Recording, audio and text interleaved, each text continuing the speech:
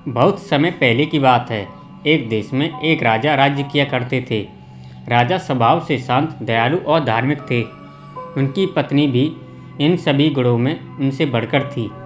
रानी की धार्मिक प्रवृत्ति को देखकर बड़े बड़े महर्षि भी झुक जाते थे। उस राजा के 4 पुत्र थे। चारों पुत्र तेज बुद्धि वाले थे। उस हिंदू रानी की एक इच्छा थी कि उसके पुत्र इसी जन्म में मुक्ति लाभ करें।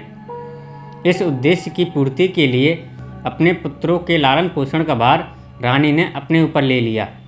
रानी ने 3 पुत्रों की शिक्षा दीक्षा एक सन्यासी की भांति की, जबकि चौथे पुत्र की शिक्षा दीक्षा एक राजा की भांति कराई, क्योंकि चौथे पुत्र को अपने कुल की उन्नति के लिए रानी राजा बनाना चाहती थी। सभी पुत्रों को सोते समय रानी उनके समीप यह गाना गाती थी, तत्समसि तत्समसि। रानी के प्रभाव से 3 पुत्र सन्यासी हो गए।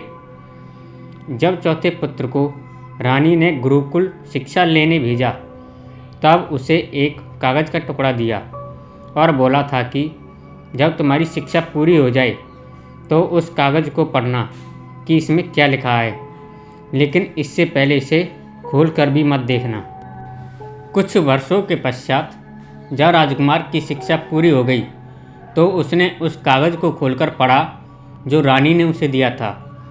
उस कागज़ में लिखा था कि ब्रह्म सत्य और सब मिथ्या, आत्मा न कभी मरती है न मारती है, निसंग बनो सत्संग करो।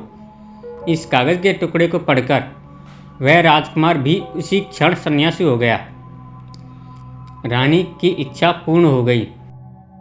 यह कहानी हमें शिक्षा देती है कि हमारे जीवन का मुख्य उद्देश्य मुक्ति प्राप्त करना है।